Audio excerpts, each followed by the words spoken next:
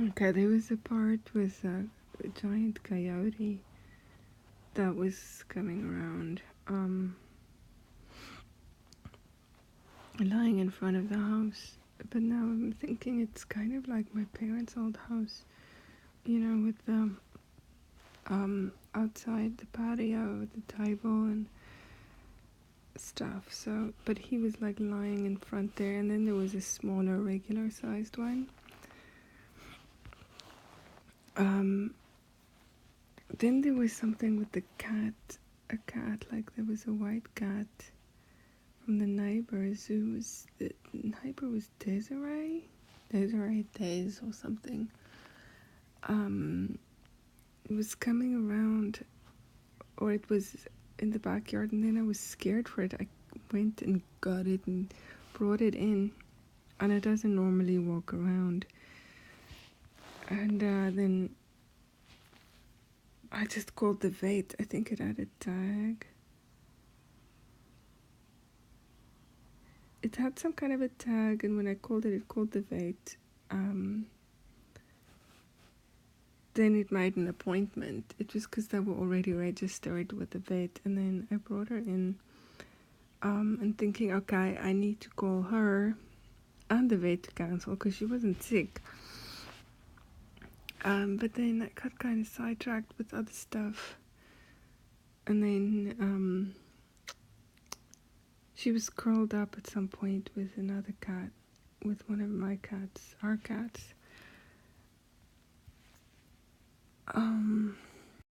Okay, there was a bit with Helene. I'm walking around with Helene, and she's gotten like super skinny. And I like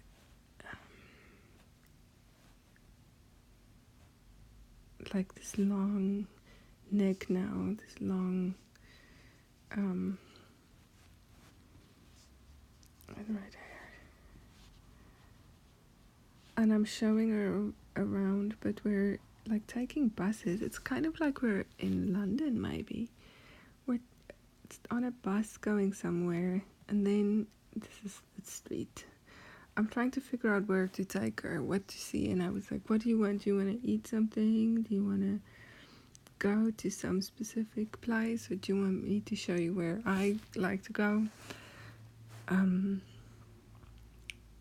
And she doesn't really know. We got off the bus. There was a bus going this way. Like, I think we got off here, but actually I wanted to be here.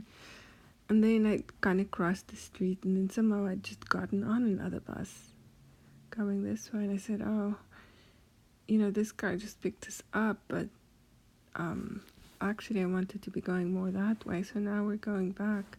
Then we got off in this we just got off in the first stop, but it was kind of a weird area. It was very dark, like nothing was on. There was a shop, like a fabric shop. I could see there was some lights on in there. I thought, okay, well, that's open. Like, that looks kind of interesting, these like alleys. But then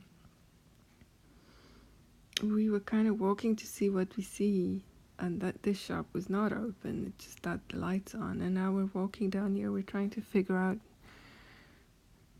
And then I'm thinking maybe we should just get an Uber here. But this is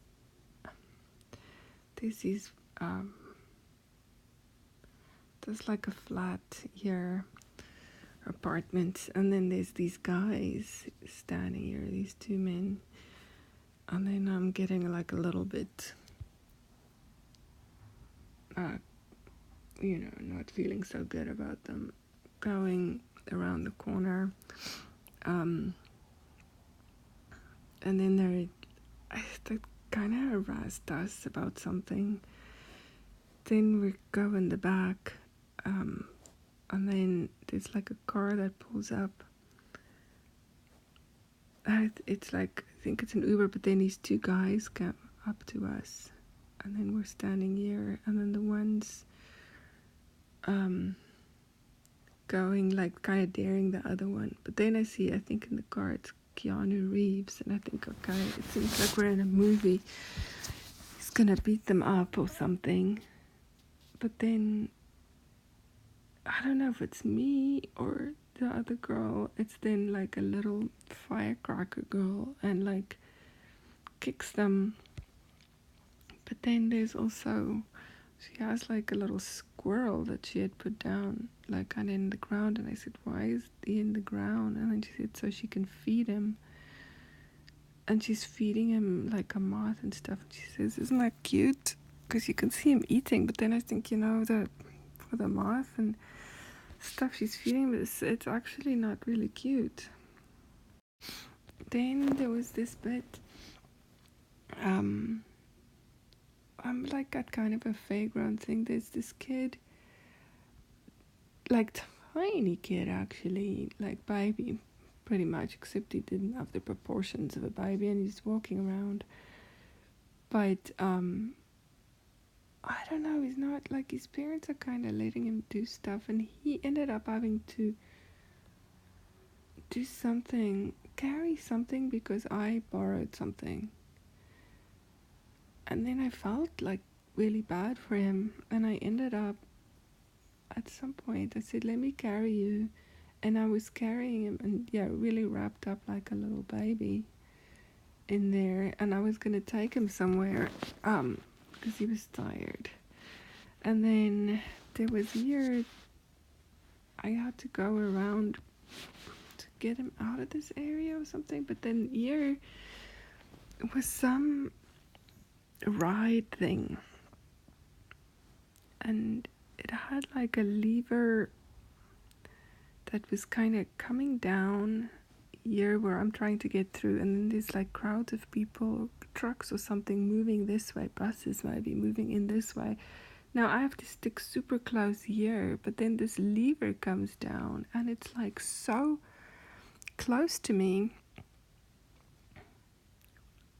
and I'm watching.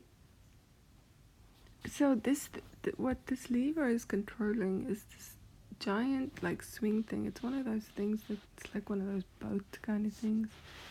It's a big wheeled structure, but then people are sitting in like something and they just go like this way, like up really high and this way. Not the kind of thing I would normally like.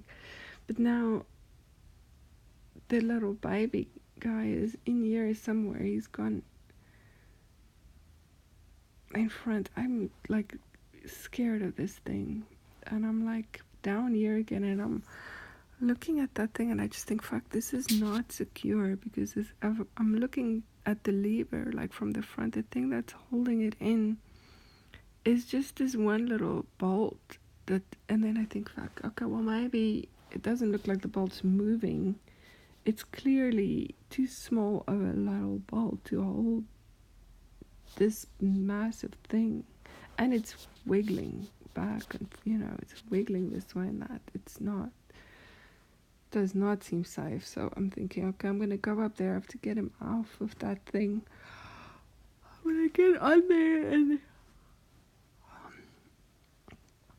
he's just kind of standing there, but now the ride's kind of slowing down, but he's saying, the lady said we must still stay seated until she comes and she says we can get off. But then, I see there's some people that start leaving, and it's like kind of people with wheelchairs and stuff are coming off, and then I think the people with babies too, and I'm grabbing him, and then I'm like taking him off.